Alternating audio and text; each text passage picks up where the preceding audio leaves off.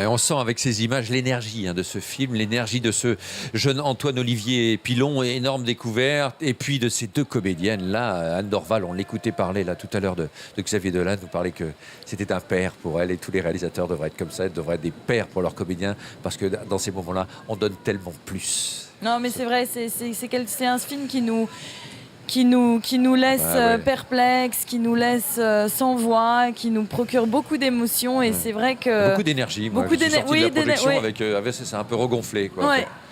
C'est vrai que c'est un très beau film de cette compétition officielle et on va s'intéresser à un autre film qui est présenté lui en séance spéciale, un film politique de Sergej Lonitsa, Maiden. Je vous propose tout de suite de découvrir un sujet signé Nicolas Dumont, Gildas Legac et Simon Vergniaud, regardez.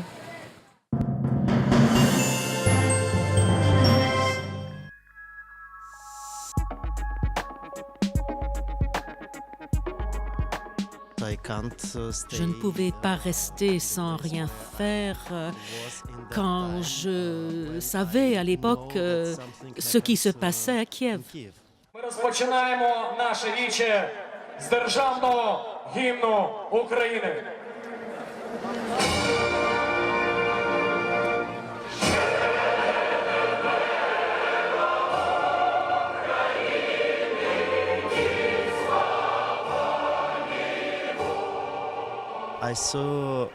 J'ai vu des décorations très intéressantes, étonnantes, les barricades, les tentes, l'estrade et tout ça. Ça ressemblait, je ne sais pas, à une œuvre d'art. Vous savez, c'est curieux que là où on pose une caméra, on trouve toujours une belle composition.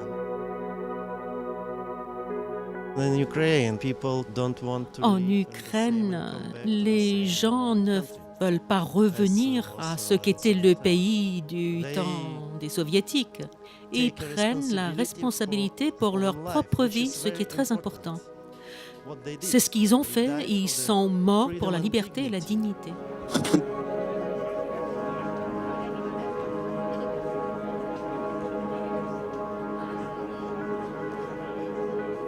C'est un immense artiste, merci de l'accueillir, Sergej Lonitsa.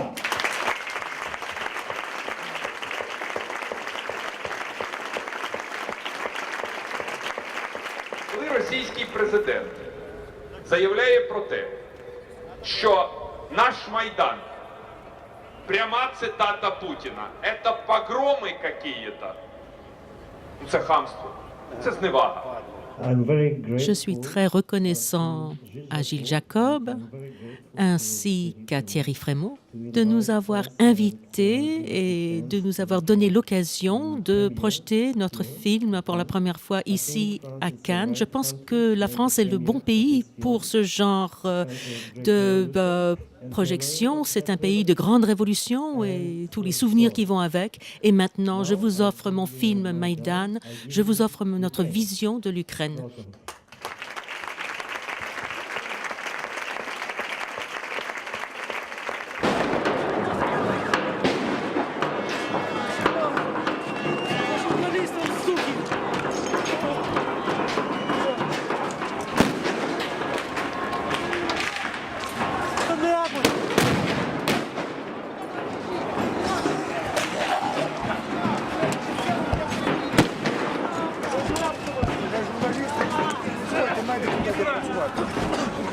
Оттуда бросали только что.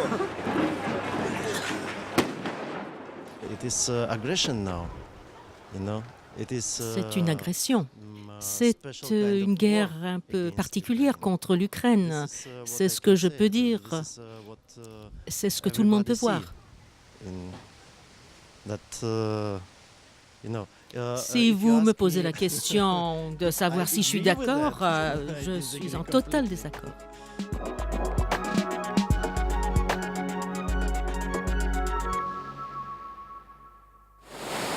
Voilà, alors que la tempête fait rage, Pierre. Un autre film était présenté hier, hors compétition. C'est le nouveau film d'André Téchiné, L'homme qu'on aimait trop, avec Catherine Deneuve. Et Guillaume Canet, je vous propose de découvrir tout de suite les images du fameux rang I, c'est-à-dire les images de l'après-projection. Regardez, voilà Catherine Deneuve. Guillaume Canet, Catherine Deneuve, Adèle Haenel et André Téchiné. Voilà, qui avec l'homme qu'on aimait trop, nous parle d'un fait divers, la fameuse Maurice Agnolet. Histoire Maurice Agnolet. Il l'avait déjà fait, il s'était déjà attaqué au fait divers avec la fille du RER. Et regardez. Il y a Benjamin Biolay aussi qui a signé la musique du film. Beaucoup d'émotions, d'Adèle Haenel. Elle a les yeux pleins de larmes. Voilà Guillaume Canet qui incarne le fameux Maurice Agnolet. Ouais. Et il pleut, Bergère. On va vite aller en conférence de presse, non ? On y va tout de suite. Mettez-vous tous ensemble.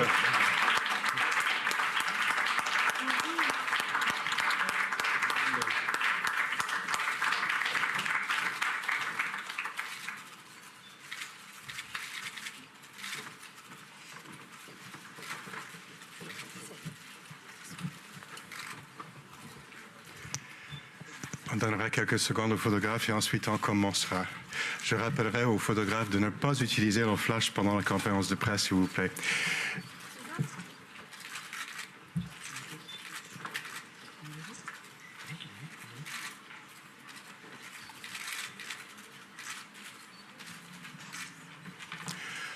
Je pense qu'on peut commencer si les photographes voulaient bien prendre leur place.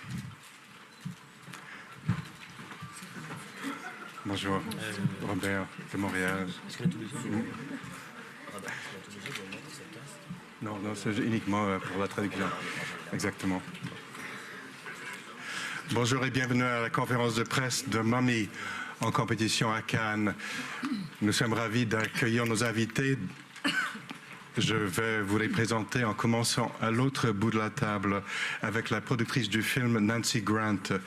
Nancy, en plus d'avoir produit le film précédent de Xavier Dolan, Tom à la ferme, est associée à un cinéma québécois jeune et novateur avec des films tels Vic et Flo en veut un ours et Nuit numéro 1. Nancy, bonjour. À côté d'elle, une révélation dans le rôle de Steve Després, Antoine-Olivier Pilon. Il a déjà joué pour Xavier dans son clip College Boy et dans Laurence Anyways.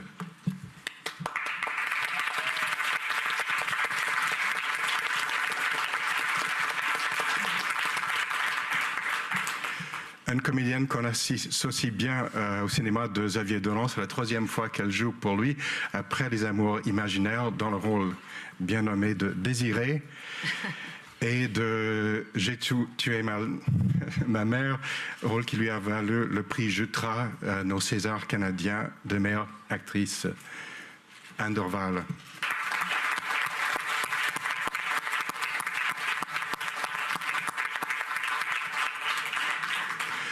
Enfant prodigue et monstre sacré, Xavier Dolan est bien connu des publics cannois. C'est son 5e long métrage, son 4e film à Cannes. Il est producteur, scénariste, monteur et réalisateur pour le film. Il a remporté le prix La Quinzaine des réalisateurs pour J'ai tué ma mère. Il a remporté 2 fois le prix Regard Jeune ici à Cannes pour J'ai tué ma mère et pour Les Amours imaginaires. Et il a remporté aussi la Queer Palm pour Laurence Anyways. Il a été 3 fois en lice pour le César de meilleur film étranger, Xavier Dolan. Bravo Xavier.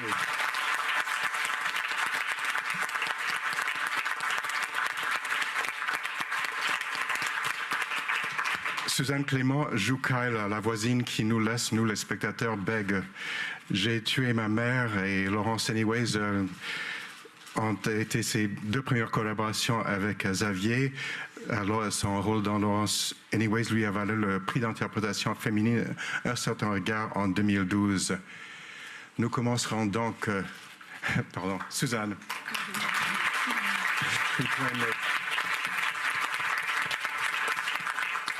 Nous avons déjà une question sur le côté. Bonjour, Tiago Stivaletti, Univers Online Brésil, ici. Ma question, c'est pour Xavier Dolan. Monsieur Dolan, 100 longs métrages, déjà 2 films avec mère au titre.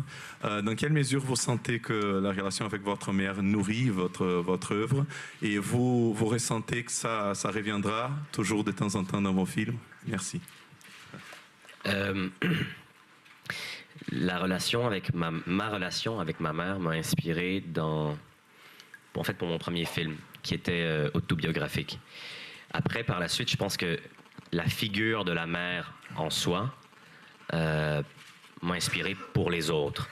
Mais là, ici, en l'occurrence, dans Mommy, c'est vrai qu'on revient encore au thème des relations mère-fils et de la mère aussi, comme figure centrale du film.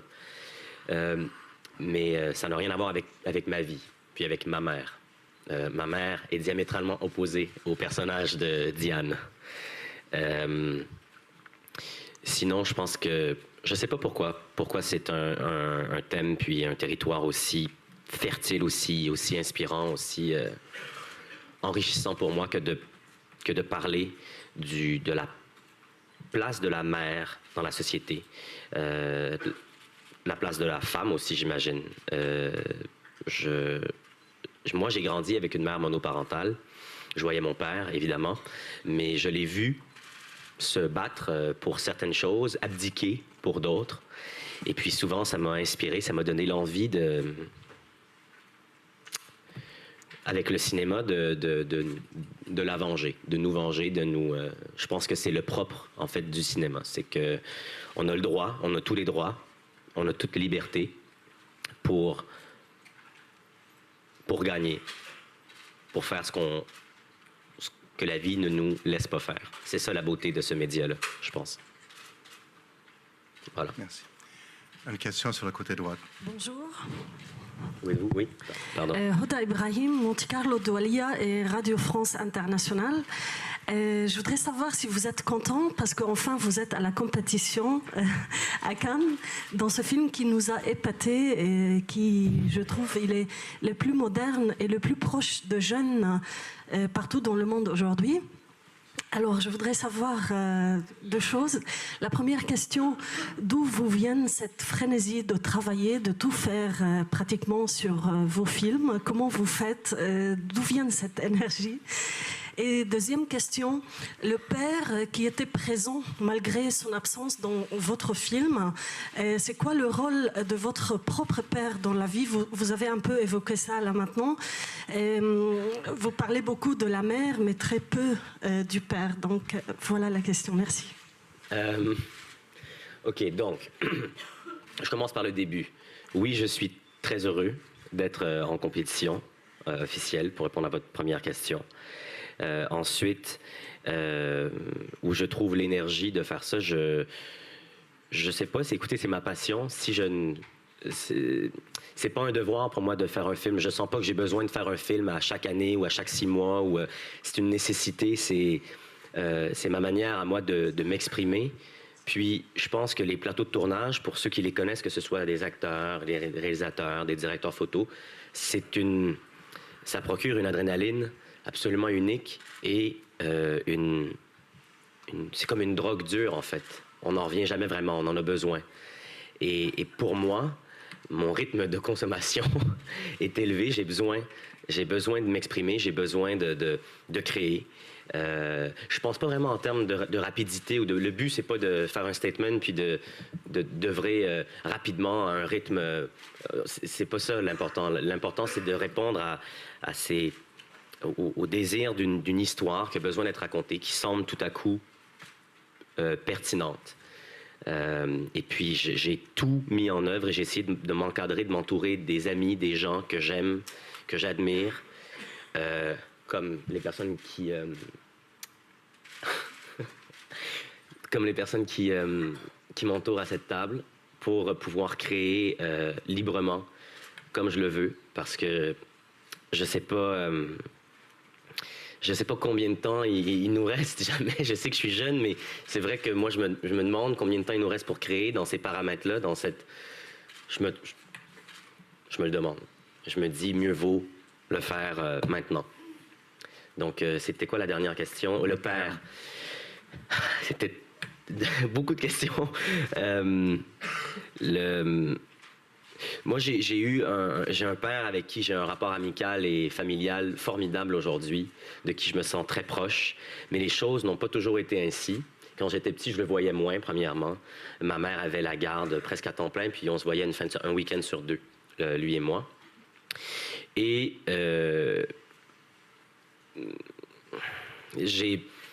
je n'ai pas assez connu mon père jeune, je ne l'ai pas assez observé, je ne l'ai pas assez admiré ou aimé ou détesté, ou j'ai pas vécu ces émotions fortes avec lui qui nous poussent à nous inspirer sur les êtres qui nous habitent et qui font en sorte qu'on a envie d'écrire sur eux, on a envie de partager sur eux. On connaît leurs défauts, j'ai pas assez bien connu mon père. Et puis, de film en film, c'est devenu presque une habitude que le père soit évacué, pas volontairement, pas délibérément. L'envie me vient pas de parler du père. Je n'ai pas envie de venger la figure du père. Je n'ai pas envie de le mettre, de scénariser des situations particulières avec lui où il devrait s'en sortir, où il devrait résoudre un problème ou se défendre soi-même face à la société, face au monde. Ce n'est pas une figure qui m'impressionne. La figure du père en général. Mon père à moi m'impressionne. Mais la figure du père en général ne me... Je ressens envers la femme, envers les mères, envers un besoin de faire des personnages féminins forts qui répondent, et ça a toujours été le cas depuis le début, je pense, avec toi dans Laurence. Et je sais que ça n'a pas toujours nécessairement plu que des personnages féminins marchent parfois en dehors de certains sentiers. Mais pour moi, c'est primordial. Ça me vient comme ça, de parler comme ça des bons. Voilà, c'est tout. Bon, j'ai assez répondu à cette question, pardon. Merci. Une question ici au milieu. Hi, my name is Reka Salka. I'm from Hungary, Magyar Lunch, and I have Je viens de Hongrie, j'ai deux questions pour vous. En anglais, c'est bon? C'est pour qui la question? Pour le réalisateur. Une question sur la musique, son utilisation dans le film. La musique est importante, chaque moment du film a sa propre musique. Comment choisissez-vous vos extraits musicaux? Ou est-ce que vos extraits musicaux sont choisis pour transmettre un message?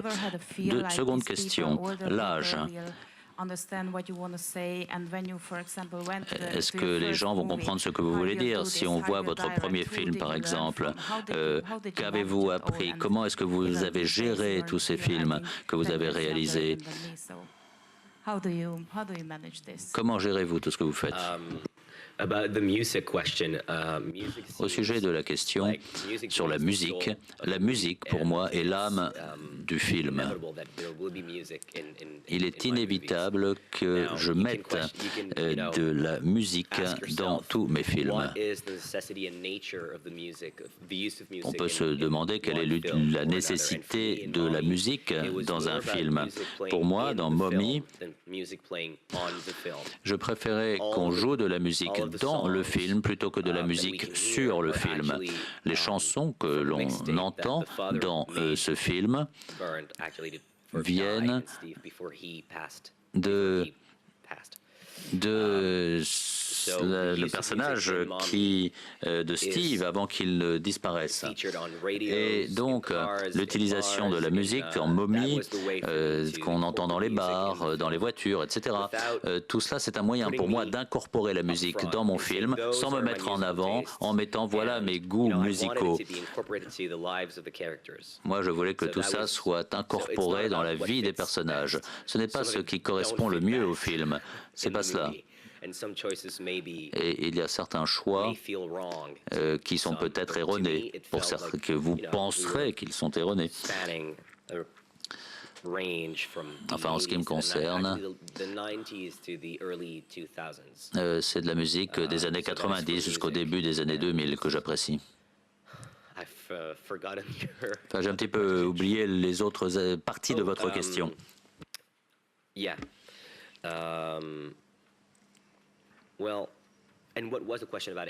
Alors sur l'âge, quelle question avez-vous posée sur l'âge? Désolé.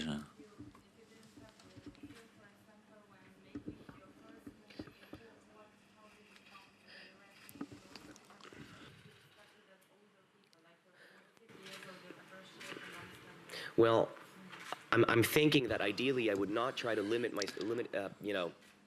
build limits for myself. Personnellement, je ne vais pas m'imposer de limites à cause de mon âge. Alors quand devrais-je commencer à raconter des histoires et partager les histoires que je souhaite conter? Je crois qu'il y a un âge, peut-être, pour savoir comment conter des histoires, mais il n'y a pas d'âge pour commencer à les conter. Je ne pense pas de moi que je suis jeune. Je ne me vois pas comme quelqu'un de jeune. Je suis ni jeune ni vieux. J'ai l'impression simplement que j'essaie de faire les bonnes choses dans l'ordre pour raconter une histoire qui me hante d'un certain point de vue. Je ne sais pas si j'ai répondu à votre question.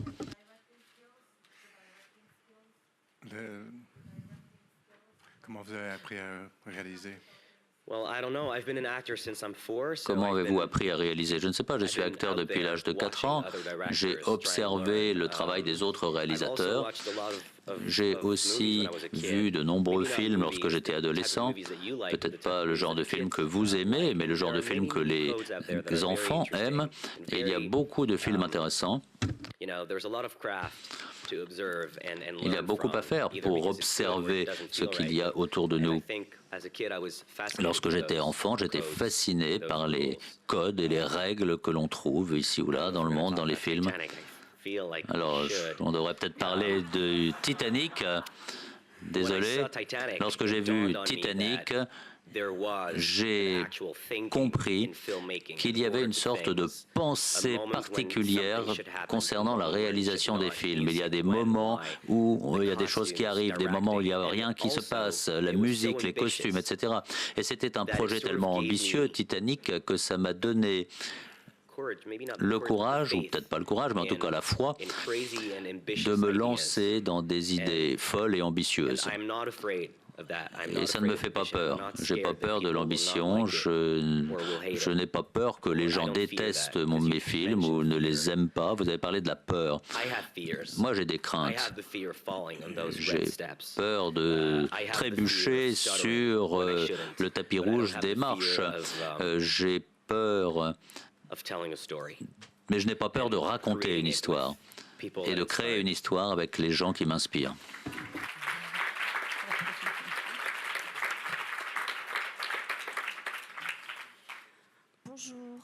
À droite. On n'entend pas. Oui. Bonjour, Émilie Olivier du maxcinema.fr. Félicitations pour le film. On considère que c'est le meilleur film qu'on ait vu en compétition. J'avais une question par rapport au personnage de Dai. Donc c'est autant une question pour vous que pour Anne. Quand je l'ai vu, déjà je ne l'ai pas reconnu par rapport à l'autre film. Je parle de Anne. C'est bien. Et j'avais l'impression de voir un mélange de Marisa Tomei et et aussi de Jennifer Lopez. Vous voyez la mode qu'il y avait dans les années... Attendez, je m'explique.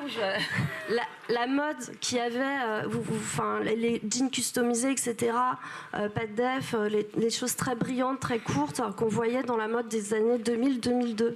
Et je voulais savoir si c'était un choix délibéré et aussi comment vous avez tous les deux composé le personnage de Dai. Merci. Ben vas-y, c'est toi qui as l'idée. Mais on parle des costumes avant ou on parle de... On peut parler des costumes. Ben oui, je sais pas. Des costumes, oui, puisque ça mais vient d'être... Ben non, mais c'est toi qui les as choisis. Okay. Moi, j'ai rien décidé, je les ai portés. Ah non, tu n'as rien décidé. Ben non, mais j'en ai choisi parmi ceux que tu avais déjà... T'avais déjà mis en réserve, mais... Non, mais Anne est une personne extrêmement... Où êtes-vous? Je vous vois... OK. Anne est une personne extrêmement créative, qui a énormément de goût dans la vie, puis avec qui on aime beaucoup parler de mode, puis tout ça. Puis je pense que mes derniers films se passaient dans les années 90 ou dans un monde moderne, des années 2000, dans un quartier hipster, donc encore dans les années 90, en théorie. Mais maintenant, en abordant Mommy, c'est sûr qu'on les épaulettes, les machins, les trucs hipsters, ça n'a pas vraiment lieu d'être pour des... Moi, j'ai essayé de me fier le plus possible aux gens que j'observais quand je vivais dans... Le film a été tourné dans mon quartier d'enfance, le quartier où j'ai grandi. Donc, j'essayais de me souvenir au meilleur de ma capacité, de ma mémoire, en fait, à quoi ça ressemblait. Or, il y a un côté assez... ordinaire dans les aspects vestimentaires du film qui, pour moi, faisaient en sorte que les personnages peuvent exister dans une intimité plus humaine, plus détendue que des concepts de création de costumes de film. Mais le personnage d'Anne est, de toute évidence, dans le film, quelqu'un qui aime se mettre en valeur. Oui, on peut dire. Un être avec sexué. Plus ou moins de goût. Avec plus ou moins de goût. Ça arrive. Mais elle aime quand il y a des trucs argent qui disent « rebel chic ». C'est elle. Elle aime ces détails, elle aime ces fioritures-là. Ça la fait sentir jeune, ça la fait sentir dans le coup. Ouais. Et moi, personnellement, quand je regarde les costumes de Dive, je les trouve assez beaux, je les trouve assez sexy, en fait. Je les trouve pas... tu sais, j'ai pas l'impression de me moquer d'elle ou de... En tout cas, je vous jure que je me moque pas d'elle. Il y en a encore, partout autour de moi, il y a toutes sortes de goûts, puis surtout, ce que je remarquais de mon enfance, en fait, de mon adolescence, c'est que, bon, il y a des gens qui suivent la mode, mais il y a aussi des gens qui... Ils sont juste un peu en retard. Ben, ils sont... Qui essayent de la suivre et ça ne fonctionnera jamais. Non, mais c'est vrai. Non, mais il y a des gens qui travaillent aussi, puis il y a des gens qui n'ont pas le temps d'aller faire les boutiques puis d'être à la fine pointe tout le temps, à chaque heure, à chaque seconde, tu sais. Je pense qu'ils ont... Donc, il y a un retard. Ouais. Oui. Mais je pense que Di a travaillé fort quand même pour son look. Moi, je pense qu'elle a travaillé... C'est très étudié. C'est très, très étudié. Ouais. Et c'est comme une femme vieillissante qui s'imagine qui est encore à l'âge de 18 ans. Une adolescente. Veux-tu sortir avec moi? Oui, voilà. Non, peut-être. Oui. Ouais. Elle est très, très sexuée. Puis en même temps, quand elle rencontre cet homme qui est son voisin, qui la drague un peu, ben, elle devient comme une espèce d'enfant qui ne sait pas comment réagir. Elle rougit, elle est heureuse, mais elle n'ose pas. Il y a une certaine timidité aussi, comme une débutante. Et c'est ça qui est très touchant dans ce personnage-là aussi, pour moi. Elle a plein d'aspects, elle a plein de... Ouais. Sur le côté, oui. Good morning, Peter Hall from the Toronto Star. Congratulations to you all. Peter Hall, Toronto Star, félicitations à tous. Xavier, vous ne souhaitiez pas qu'on vous pose cette question. Vous avez dit ça dans vos notes de production. Vous ne vouliez pas trop qu'on parle de votre mère et vous ne voulez pas qu'on pose de questions sur cette question, mais je vais vous poser quand même cette question. Moi, je ne voulais pas qu'on pose la question parce que je ne voulais pas que ce soit vous qui me posiez cette question. Je ne saurais même pas pourquoi moi-même. C'est pas quelque chose de prévu. C'est pas est-ce que je veux tuer ma mère. C'est pas ça la question. Ce n'est pas volontaire en tout cas. Lorsque j'ai dirigé, j'ai tué ma mère, il fallait que je sorte un peu de l'enfance, je suppose. Et donc,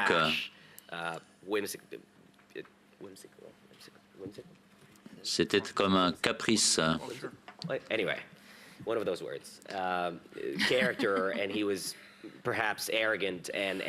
Et c'était un personnage un peu arrogant, impétueux.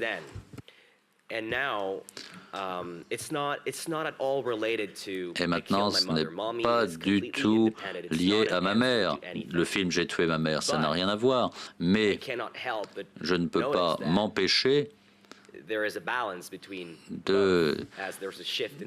voir qu'il y a une sorte d'équilibre entre les deux aspects dans la relation entre la mère et le fils. Dans J'ai tué ma mère, le fils raconte sa propre histoire. C'est pas vraiment un film du point de vue de la mère, mais elle est au centre quand même de ce film. Ce n'est pas un film sur les gens qui se détestent, c'est un film sur des gens qui sont tellement compatibles ensemble, ils ne sont pas du tout incompatibles, qu'ils ne peuvent pas obtenir suffisamment de l'autre. Et cette situation est insupportable. Ils s'aiment, mais tout parle contre eux, contre leur relation, et notamment la couche sociale à laquelle ils appartiennent.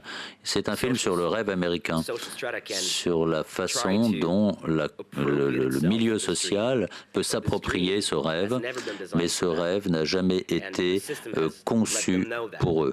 Et le système le leur dit. Et dans leur vie, dans leur formation, dans leur éducation, c'est comme s'ils étaient condamnés à ce que ça n'aille pas bien, alors qu'ils ont beaucoup d'espoir. Il y a tellement de choses dans leur contexte de vie qui parlent contre eux. Donc c'est un contexte beaucoup plus large que le film J'ai tué ma mère. Non, ce n'est pas ma mère dans ce film. Elle n'est pas ma mère. Elle est très éloignée de ma mère. Faites-moi confiance, croyez-moi. Donc j'aimerais beaucoup répondre oui à votre question, mais ce n'est pas du tout le cas. Tania Lapointe de la télévision de Radio-Canada ici. Je suis étonnée, en fait, que la question n'a pas déjà été posée concernant le ratio 1-1, donc le carré parfait. Et je me demandais, Xavier Dolan, pourquoi ce choix artistique, mais également aux acteurs. Est-ce que ça vous a forcé à jouer autrement devant l'objectif? J'y pensais pas, moi, honnêtement. Je savais que c'était comme ça, mais à un moment donné, on l'oublie. Il faut oublier la technique, d'ailleurs, si on veut s'abandonner un peu, mais... Non, moi, je faisais confiance au directeur photo, à Xavier, qui savait exactement où il s'en allait, qui avait réfléchi longuement, puis non, on n'a pas pensé à ça. Ben, je sais pas pour les autres, mais pas moi. Honnêtement, moi, je savais même pas ce que ça voulait dire 1 pour 1. Xavier m'a dit, tu vas être plus en valeur dans le plan, donc je lui ai fait confiance et l'effet a l'air de fonctionner. Moi, en fait, André Turpin, mon directeur photo, m'avait dit à l'époque de College Boy qu'il avait toujours rêvé de tourner en 1 pour 1. Et quand on a tourné le clip d'Indochine, j'ai dit, essayons, faisons-le. Et en le faisant, j'ai réalisé que ça mettait énormément en valeur le personnage, forcément parce que les distractions horizontales sont coupées. En 2.35, il y a le personnage au centre, puis il y a plusieurs choses qu'on peut être tenté de regarder là. Avec le 1 pour 1, j'avais l'impression que le regard du spectateur était... Emprisonné. Non. Voilà, d'accord. Pourquoi pas? Emprisonné. Non. Non, mais... Oui, non, mais tout à fait. C'est pas vilain, c'est pas vilain ce que tu as dit. C'est pas une vilainie. Donc voilà, que le personnage du spectateur était emprisonné dans... en fait, le regard du spectateur, pardon, était emprisonné dans le regard du personnage. Et puis, forcément, pour des raisons qu'on ne révélera pas, il y avait dans cette restriction-là, après, de belles possibilités pour les moments plus heureux, où on a envie peut-être de jouer avec le langage. Adieu au langage. Non, mais de jouer avec le langage. Petite boutade de festival. Suzanne, votre rôle ici est tellement différent de ce que...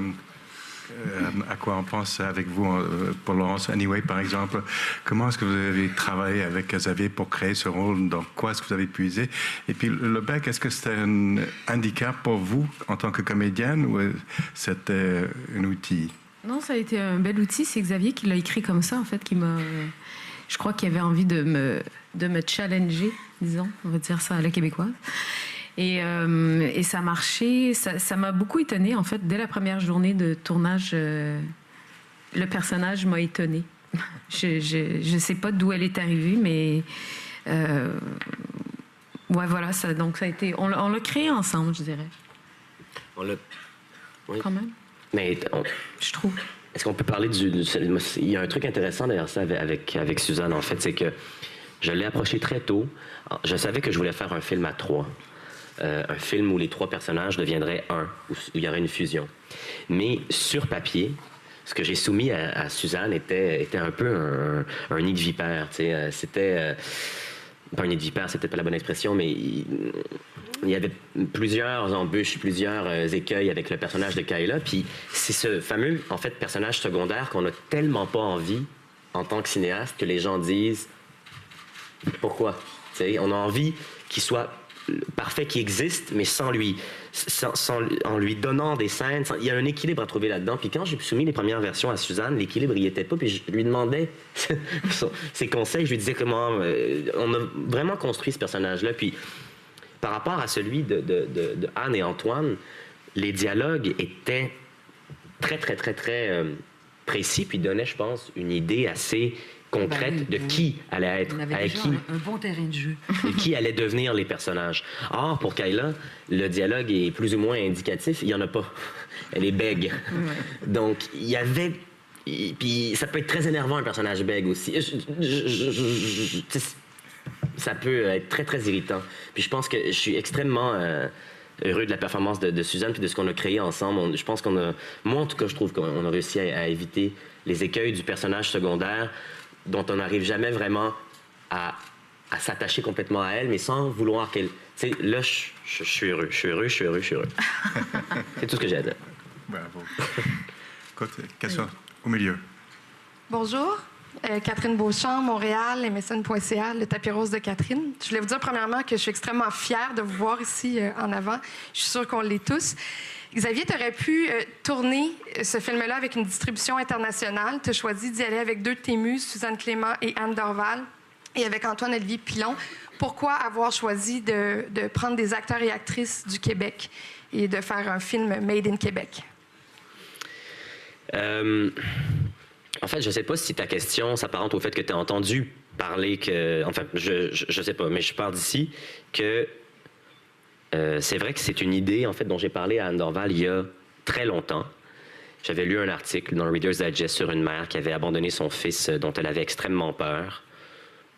Elle avait abandonné son fils dans un hôpital. Son fils de 7 ans qui la traitait de tous les noms, qui la frappait, qui la violentait, ne savait plus comment gérer. Puis évidemment, sans l'assurance maladie dont nous, on peut jouir, la situation était vraiment catastrophique pour elle. Bref, j'ai pas réussi à retrouver l'article, j'ai pas réussi à retrouver les cercles. J'aurais voulu, en conférence, en parler un peu plus, de manière plus concrète, mais cet article-là m'avait vraiment bouleversé. Puis, c'était pas très longtemps après J'ai tué ma mère. En fait, c'est très, très tôt que je t'ai parlé de ce projet-là. Mais c'est vrai qu'à l'époque, je voulais le faire aux États-Unis. Tu vois? Non, mais je me disais, je rêvais à plus tard dans ma carrière. Je me disais, un jour, je vais faire ce film-là aux États-Unis avec des acteurs américains. Puis, finalement, les 5 dernières années m'ont emmené dans des retranchements intimes pour certaines histoires, moins intimes pour d'autres, mais où j'ai pu construire une relation avec des acteurs, avec des créateurs, avec des gens qui me font sentir bien, puis des gens qui m'ont fait réaliser que mon réflexe en cinéma est dans ma langue, chez moi, dans les rues que je connais, dans le quartier que je connais, dans le quartier qui m'inspire. Je suis capable d'en sortir un peu, là, je fais pas juste des films qui se passent au coin de... Mais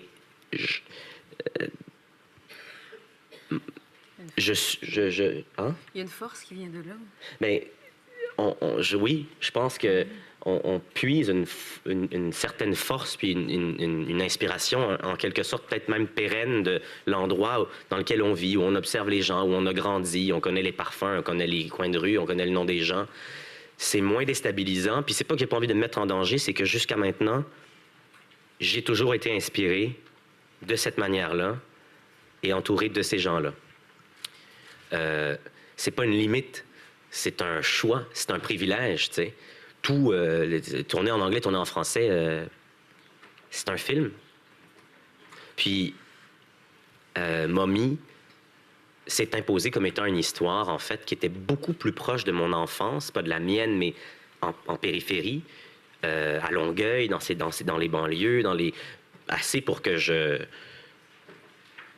décide de la localiser là, à ce moment-là, puis de retrouver Anne, que j'avais tellement hâte de retrouver parce qu'elle me manquait comme créatrice, t'sais. Et puis Suzanne aussi, puis pouvoir enfin travailler avec Antoine sur un projet plus substantiel qu'un vidéoclip. Donc, j'ai choisi de le faire au Québec parce que je suis québécois.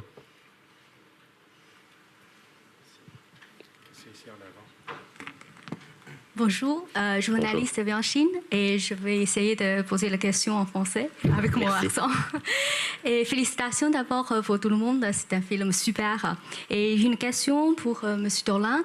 Pourquoi vous jouez autant de rôles dans votre film? C'est comme réalisateur, montage, même le sous-titre chinois, sous-titre anglais, français. Et comment vous pouvez travailler en même temps 12 rôles? Je crois que c'est un peu dur, non? C'est beaucoup de travail. Merci. Oui, c'est beaucoup de travail, mais en même temps, ce sont des disciplines qui me passionnent. J'aime faire les costumes d'un film. J'aime énormément faire les costumes d'un film, assez pour vouloir le faire entièrement, pour vouloir profiter de ce plaisir-là de créer. Je pense que les costumes sont souvent peut-être négligés dans le cinéma. On ne réalise pas que le costume est le premier contact visuel qu'un spectateur ait avec un personnage. C'est le langage le plus abouti d'un personnage après ses mots, après ses dialogues. Donc, après, par rapport aux autres choses, je ne sais pas comment répondre à votre question sans... tout le monde me le demande. Est-ce que je suis un control freak? Est-ce que je suis un... je ne sais pas, ça me passionne. Je fais ce que j'aime faire, puis ce dont je me sens la capacité, en fait, de faire. J'essaye de m'arrêter là où je comprends pas, là où j'ai pas... Puis il y a un plaisir immense à travailler au décor avec Colombe Rabi à la direction photo, avec André Turpin, avec des créateurs qui m'impressionnent, qui me remettent en question aussi, qui s'interrogent sur certains de mes choix, qui vont me dire même parfois c'est un peu mauvais, ça fait un peu étudiant, ou des trucs comme ça, ou ça, non, on l'a déjà vu, ou, tu sais, on se pose des questions ensemble, puis on crée le film collectivement, mais c'est pas que je veux pas déléguer, puis c'est pas dur non plus, c'est juste que c'est en moi, c'est dans ma tête. Comprenez, à partir du moment où j'écris un film, j'ai déjà monté sa bande-annonce. Ouais, c'est vrai, en plus. Puis je la lui montre dans son salon 6 mois plus tard, et elle est au frame près comme elle devait être. T'sais, donc pour marcher vers cette direction-là, vers ce rêve-là qu'on a, un peintre prend ses pinceaux, prend ses toiles, peint. C'est un artiste à part entière et son œuvre est la sienne. Et moi, je pense que le cinéma implique énormément de discipline, puis énormément de créateurs, mais même s'ils se créent collectivement, je pense quand même qu'ils se pensent de manière solitaire. Ils se pensent puis ils s'inventent de manière solitaire. Ils se concrétisent après, en groupe. Mais je dis pas ça pour être prétentieux ou pour ostraciser d'autres métiers très importants, d'autres créateurs importants. Mais tant et aussi longtemps que je me sentirai le temps, l'énergie et la passion de faire les costumes d'un film ou le montage d'un film, je le ferai. Ce sera peut-être pas le meilleur montage possible pour ce film-là, mais ça va être le montage de mon film. Donc c'est comme ça que j'essaie de penser. Ça ne veut pas dire que je travaillerai jamais avec d'autres personnes au costume ou au montage, mais c'est ce qui peut justifier peut-être cette omniprésence de mon nom au générique, très lassante. Nancy, j'aurais une question pour vous. Xavier vient de parler des nombreux chapeaux qu'il porte sur le tournage. Vous êtes productrice, qu'est-ce que vous apportez au film, à part, je ne sais pas, déjà le travail énorme de monter le financement? Ce serait presque Xavier de répondre à cette question, mais ce que j'apporte, j'oserais dire ma vision, mon humanité, parce que je suis quand même quelqu'un de très près des gens avec qui je travaille. Je parle des acteurs, des techniciens et beaucoup de Xavier qui est devenu un très grand ami, quelqu'un que j'aime et que j'accompagne, je crois, sous tous ses chapeaux. Je pense qu'on peut dire aussi que Nancy, en tout cas pour moi, c'est un peu comme notre ange gardien. On a eu à quelques moments des problèmes avec notre entourage, dépendamment des lieux de tournage. Puis je pense que Nancy a toujours été là pour baisser un peu la tension puis nous garder en confiance. Puis Nancy, je pense, en plus de cette gestion-là dont Antoine parle, a un rapport très, très concret et très intime avec les acteurs, qu'elle rassure, qu'elle protège beaucoup, je dirais. C'est une productrice qui fait énormément de choses, qui est, elle aussi, je pense, control freak. Tu supervises tellement... Non, mais déclaration d'amour, maintenant. Qui supervise énormément de choses, qui veille à ce que plusieurs entreprises différentes qui pourraient relever de plusieurs autres départements soient menées à terme. Et ta présence, en fait, est apaisante pour tout le monde. Oui, mais ce serait superficiel. On ne peut pas juste limiter ça à ça. Ton intelligence, ton goût du cinéma, ta maîtrise de la structure financière, de ton goût de créer, de faire des films. Juste préciser, ça fait combien de temps que tu... McGill, c'est quand déjà? C'est combien de temps que tu es en cinéma? Ça fait 7 ans. Puis c'est 7 ans. C'est 7 ans, puis sa feuille de route est juste absolument intimidante, surtout dans une industrie comme l'industrie québécoise où les productions sont plus limitées à cause du nombre de productions qu'on peut faire par année. Moi, je suis très admiratif de ta personne et de ton travail et très content qu'on se soit rencontrés. Puis j'ajouterais une chose, en fait, je pense aussi que je suis une productrice très exigeante envers les réalisateurs, réalisatrices avec lesquels je travaille, qui sont souvent aussi les scénaristes, parce que je crois en eux, je les choisis parce que j'ai une foi absolue en leur talent et donc je suis très exigeante. Non, puis cette exigence-là nous conduit. En fait, c'est que tu as une compréhension de ce que veut dire la production. Tu es une productrice, t'es pas quelqu'un qui gère des fonds publics ou qui gère des budgets ou qui appelle pour dire vous êtes en retard ou l'exigence dont tu parles fait en sorte que ta vision améliore le film, nous conduit vers la production. On a l'impression qu'il n'y a pas juste un film qui est lâché comme ça, il est encadré, c'est ton encadrement et moi je crois beaucoup à la notion de production. La notion de production qui s'étend à toutes les disciplines, à tous les domaines, à toutes les étapes d'un film, puis qui en font un produit fini, prêt à être partagé et dont la structure narrative est intelligible, pas juste un objet d'art. Bon, ça suffit. Oui. Merci. Brian. Brian Johnson, Maclean's Magazine. Brian Johnson, Maclean's Magazine, Canada. Jean-Luc Godard is here with a film called Adieu au langage. Jean-Luc Godard est ici avec un film intitulé Adieu au langage. Vous n'avez pas dit adieu au langage. Il y a beaucoup d'échanges verbaux dans ce film. Il est intéressant de voir le vocabulaire que vous utilisez dans ce film, surtout ici en France. Il y a énormément d'argot, etc. Nous sommes ici aux Jeux Olympiques du cinéma mondial. Si vous gagnez la Palme d'Or, est-ce que vous pensez que ce sera une victoire nationale? Est-ce que ce sera la victoire du Québec ou du Canada? Good one. Bonne question. Bien joué. Vous pouvez répondre d'abord à cette question, ensuite j'ai une seconde question. Allez-y pour la deuxième question. Je vais répondre aux deux avec beaucoup de plaisir.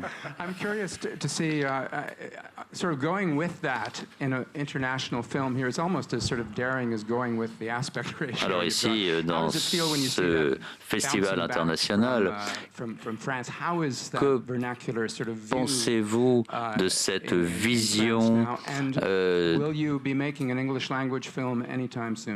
cette vision que l'on a ici en France de votre cinéma, vision vernaculaire. Alors vernaculaire, vous voulez dire quoi? C'est le langage des gens, tel que les gens parlent leur langue. Quelle est votre question sur la France? Je n'ai pas compris. Désolé, je suis ignorant. J'ai toujours pensé que la France s'est habituée à considérer avec un air amusé le Québec. First question. Alors pour votre première question. Alors est-ce que nous allons avoir un prix? Devrions-nous avoir un prix? Moi je suis québécois, le Québec est au Canada, ça c'est une chose que l'on sait, on a remarqué. Alors quels que soient les points de vue politiques des uns ou des autres, j'ai le sentiment que mon film est très québécois, mais que ce serait certainement une victoire internationale si j'avais un prix. Pour moi, ce que je vous dis est très personnel. Pour moi, mon film ne traite pas d'un pays ou d'une province. Ma génération ne s'associe plus, d'ailleurs, à tout cela. Non, mon film est plutôt un message extraordinaire à transmettre aux gens de mon âge, de ma génération, un message d'espoir. J'aimerais vraiment pouvoir montrer que mon film est plein d'espoir. Bien sûr, ça fait déjà un certain temps qu'on essaie de prouver aux gens qu'il faut qu'ils s'expriment, quel que soit leur âge.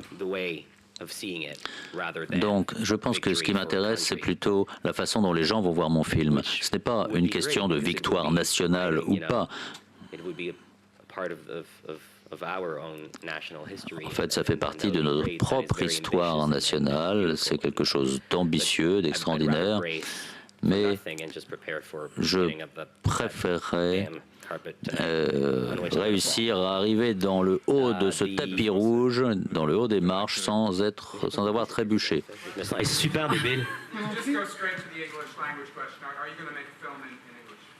Allez-vous faire des films en anglais? Oui.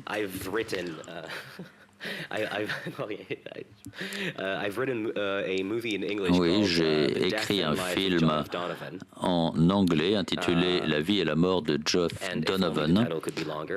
Le titre pourrait même être encore plus long. Je ne sais pas ce qu'on va faire avec ça, mais j'ai écrit cela avec Jacob Turney, qui est québécois. Et nous avons soumis ce projet à l'attention de différents agents et j'espère avoir une réponse prochainement. Peut-être même à midi aujourd'hui. Non, en fait, j'attends. Je vais retourner à l'école à l'automne pour essayer d'avoir une vie un peu plus normale, rencontrer des gens de mon âge, leur faire la bise ou autre.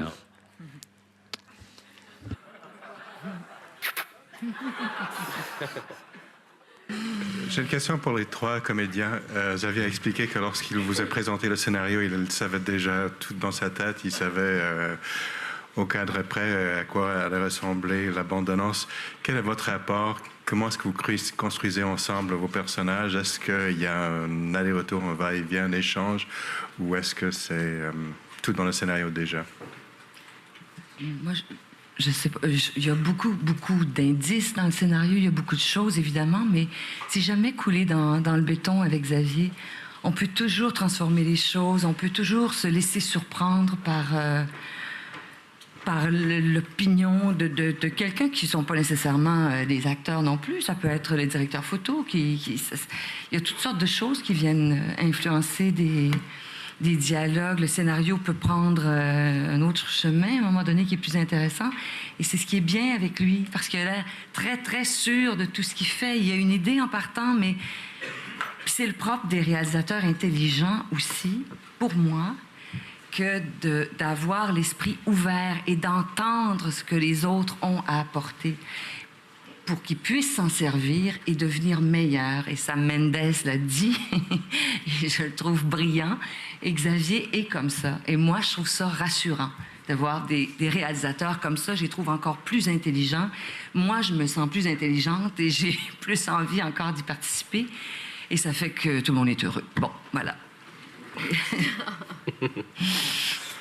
Mais je sais pas, allez-y.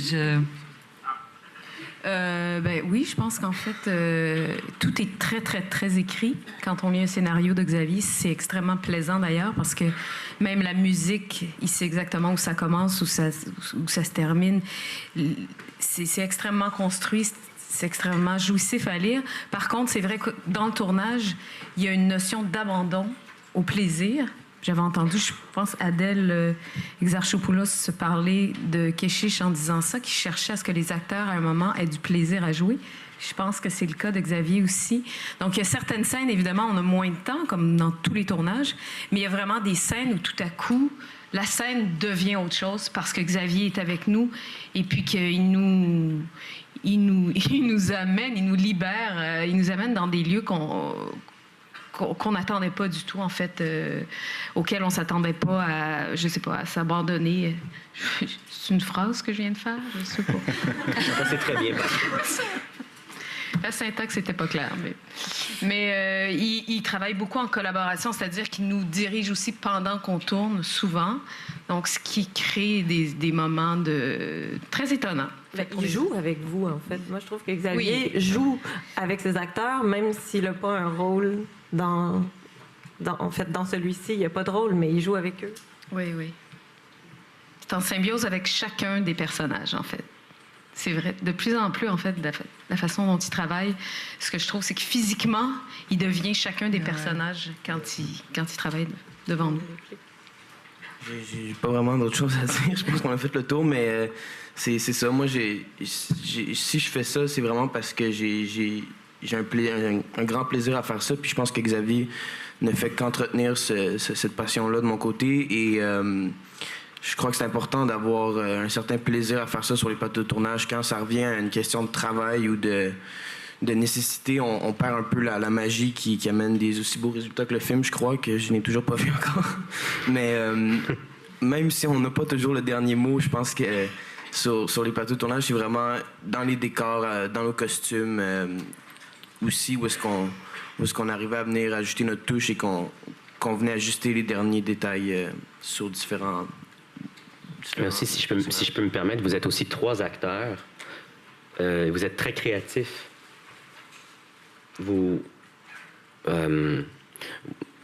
Votre proposition est intéressante, mais pendant la scène, par exemple, il y a une proposition de personnage que vous tenez d'un bout à l'autre du film. Ça, c'est normal. C'est ce qu'on espérerait qu'un acteur fasse. Mais moi, ce qui est inespéré pour moi, c'est deux choses. D'abord, que vous soyez créatif à l'origine. Moi, j'ai beaucoup d'admiration pour les gens qui ont une créativité, qui ont un soin du détail, qui comprennent l'importance des je sais pas, des petits moments comme ça isolés qui sont pas écrits dans la scène, dont on n'a pas parlé, mais qui viennent, vos idées, vos moments. Tu sais, quand on regarde une scène, on l'étudie, on se dit, ici, je pourrais faire ça, mon petit truc ici, là, mon petit... Je parle pas de tic, je parle pas de... Mais vous avez cette créativité-là, puis ça rend l'expérience complètement inspirante, tu sais, pour moi, en tout cas. Bon. Pourquoi je pensais que ça serait continuant de le dire. C'est Kevin ici, Non. Alors, attends, pour une dernière question. Oui. Bonjour, vive il cinema, revue italien. Je trouve que film après film, vous avez... les personnages sont plus complexes, il y a une complexité majeure. Il y a une espèce de romantisme à vous-même. Je pense que là, au centre de vos films, il y a l'amour, l'espoir, la liberté. J'admire beaucoup tout ça. Mais sur ça, je vous demande une petite chose sur le film. À la fin du film, l'adieu entre Diane et Kayla. Et Diane, elle dit je fais un choix douloureuse, je me suis séparée de mon fils, c'est à vous de faire quelque chose. Vous avez considéré à un certain moment que la relation entre les deux femmes pouvait avoir une différente direction, de se mettre ensemble ou des choses comme ça. Et la deuxième question, c'est les références. Moi, c'est un peu idiot de parler de références de cinéma, mais vous avez parlé de Titanic. Alors, vous vous sentez proche de quelques directeurs, peut-être Ozon, je ne sais pas. Merci. Je sais c'est quoi la première question? C'est sur le romantisme? Oui. J'ai une réponse pour vous. J'essaie juste dans ma tête d'organiser certains mots et, avec adresse et douceur. J'ai perdu, moi aussi j'ai perdu. Est-ce que tu La première partie de votre question, on l'a oubliée. Oui, la première partie, c'était si à la fin du film, l'adieu pouvait être différent, pouvait être le début d'une relation. Non. C'est un film sur l'amitié et surtout sur les vies qui entrent en contact comme ça de manière temporaire. Les amitiés évanescentes qui disparaissent quand on a terminé. Kayla entre dans cette relation-là à travers un enfant qui lui inspire quelque chose et qui lui rappelle quelqu'un. À ce moment-là dans sa vie, elle a besoin de ces deux personnes-là. Ces deux personnes-là ont besoin d'elle. Mais il est clair depuis le début que la relation qu'elle entretient avec Dai tient à ceci que Steve fasse partie du triumvirat. À partir du moment où Steve part, Kayla aussi. Et puis, la vie aurait fait les choses de la même manière puisqu'elle déménage de toute façon. Mais elle pourrait entretenir un lien, mais elle est vraiment venue dire adieu, en fait, à cette femme-là. Puis non, elles n'auraient pas pu se mettre ensemble. Il n'y a pas d'ambiguïté sexuelle entre les deux personnages. Il y a vraiment un pur besoin de deux femmes d'un âge presque semblable de vivre une amitié ensemble. Mais je pense aussi que Kayla vit un deuil et que travers ces deux personnages-là, elle fuyait son deuil d'une certaine façon. Elle l'évacue. On peut dire qu'elle le guérit, on peut dire aussi qu'elle le fuit. Et à partir du moment où c'est plus le cas, en fait, peut-être même que la séparation entre Dai et son fils fait ressurgir le propre deuil de Kayla. Elle n'a qu'une envie, c'est de fuir cette relation-là. Donc, dans un sens, c'est sûr qu'il y a une lâcheté d'une certaine façon. Un égoïsme, peut-être. Il y a un égoïsme, oui. Un instinct de survie aussi, peut-être. C'est pas... Tout ça qui est très humain. Mais c'est juste que c'est triste, mais c'est fini. L'amitié est juste... L'amitié s'est envolée. L'amitié est née dans le bonheur. Il y a eu un moment de répit pour ces gens qui ont voulu croire ensemble, qui allaient remonter la pente. Et puis finalement, la maladie, les circonstances, la vie les rattrape et les remet à leur place, tous individuellement. Chacun retourne dans sa case, comme au début du film. Ça a été un beau moment, mais c'est fini. Les modèles, les références, les... Oui. J'ai je suis tellement heureux de le dire ici à cette tribune. Mes références en termes de cinéma sont beaucoup moins généreuses et nombreuses que les gens ne l'imaginent ou ne le décident pour moi. J'ai aimé regarder beaucoup de films entre l'âge de 15 et 18 ans, je dirais. J'ai vu beaucoup de films, j'ai tenté de m'instruire. J'ai pas eu une enfance où mon père m'emmenait dans un cinéma avec un projecteur 35 mm, puis on découvrait les films de Bergman. Non, on allait voir Mathilda. Donc, dont l'actrice d'ailleurs ne veut pas jouer dans Madame Doubtfire 2. Une erreur selon moi, mais enfin. J'ai regardé la IMDb et puis elle pourrait... voilà. C'est pour elle. Donc, oui, j'ai des héros, moins qu'on pense, et pas ceux qu'on pense. Mais la manière, moi, de me préparer pour un film, c'est, par exemple, pour moi, l'inspiration majeure de Mommy, visuellement, c'est The Ballad of Sexual Dependency de Nan Goldin, qui est un livre de photos, qui est tout aussi évocateur pour moi qu'un film qui nous dit quoi faire ou comment faire. Ou il y a des films que j'admire éperdument. Je ne vais pas tous nommer lesquels. Mais j'adore, je suis éperdu d'admiration pour Paul Thomas Anderson, qui est une personne qui a un grand respect pour les acteurs. Peut-être même, qui sait, qu'il les aime peut-être même trop des fois, mais il les aime tellement, puis il les pousse à des niveaux supérieurs de jeu, où ils explorent ensemble différents types de jeux, différentes sortes d'interprétations, un style plus latin, un style plus sec, un style plus théâtral, un style plus... Et sa polyvalence est juste... force tellement l'admiration, tu sais, de pouvoir passer de There Will Be Blood à Punch Drunk Love. Ben, c'est pas dans cet ordre-là, mais enfin, c'est juste une versatilité qui force l'admiration. Tu sais. Donc oui, j'ai des héros. Je dirais que celui dont je me sens le plus proche visuellement et humainement, c'est Gus Van Sant. Je le trouve aimant envers ses personnages, libre dans sa forme, pas toujours rectiligne dans sa structure narrative, ce que j'aime. Moi, j'aime les films qui, pour des raisons émotives, se permettent des digressions ou certains égarements, autant que ça ne dure pas trop longtemps. Et c'est pour ça que j'ai un respect immense pour tout son travail. Ses courts-métrages, j'ai beaucoup. C'en est un parmi plusieurs autres. Je ne suis pas sûr qu'on ait le temps de s'engager dans une telle conversation, mais... pour Mommy, en tout cas, je pensais beaucoup à Gus Van Sant. J'ai même pas regardé vraiment de film de Gus Van Sant avant. On voulait faire un plan à un moment donné, vraiment comme dans Elephant, mais ça n'a pas fonctionné. On l'a pas fait finalement. Enfin. Mais non, c'est surtout les magazines, les livres de peinture, puis les livres de photos que moi je regarde pour m'inspirer avant de faire un film. C'est ça qui me... C'est que je sens que ça stimule mon imaginaire sans... me conduire vers le plagiat, ou vers l'épigone, qui reproduit exactement les mêmes choses. Je l'ai fait, je pense, en plus dans J'ai tué la mère, je l'ai fait avec maladresse. Certaines influences étaient patentes. Puis je pense que de film en film, on essaye de trouver sa propre voie. De rien. Merci à vous tous d'être venus nous rencontrer. Merci pour votre film.